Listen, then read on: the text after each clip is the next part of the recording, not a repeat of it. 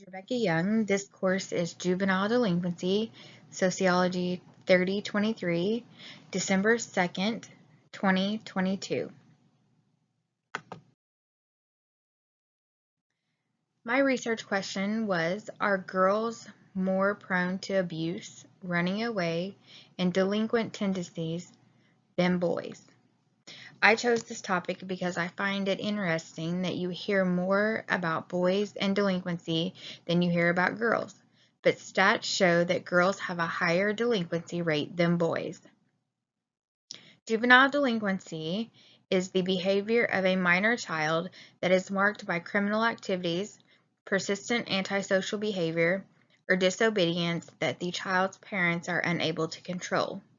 It is also a violation of the law by a minor, which is not punishable by death or life imprisonment.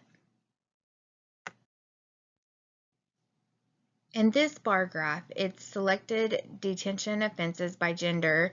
It's a little dated, it's 2013. Status offenses and technical violations, girls were at 37%, boys were at 25%. For simple assault and public order offenses, excluding weapons, girls were at 21% and boys were at 12%. This bar graph shows girls' increasing share of the juvenile justice system during 1992 to 2012 and 2013.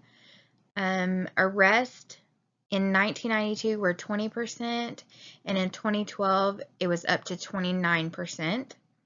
Court caseload in 1992 it was at 20%, in 2013 it was up to 28%. Cases detained 1992 was 15%, and 2013 was up to 21%.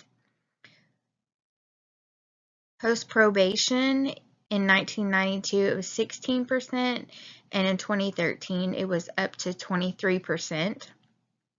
And post-placement in 1992 was 12%, and in 2013 it was up to 17%. So you can see that since 1992 to 2013, all the percentages as far as the juvenile justice system, everything has went up persistently.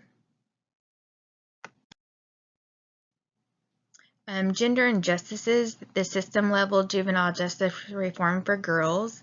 In this one, it talks about the ACE scores. The ACE score is the Adverse Childhood Experience Assessment in a 10-question assessment.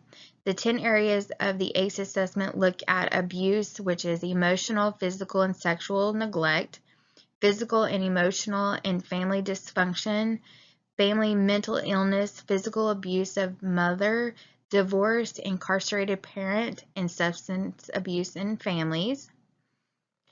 Conflict and abuse at home, 45% of girls in the juvenile justice system had 5 more adverse childhood experiences.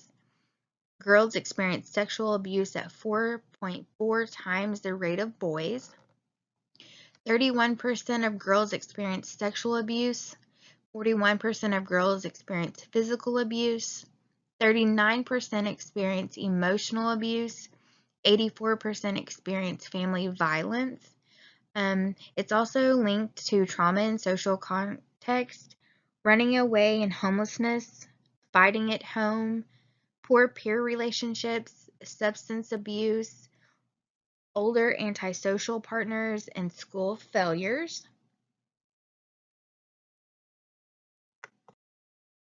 I thought it was very interesting that I found this talking about women's prison incarceration rate selected by states.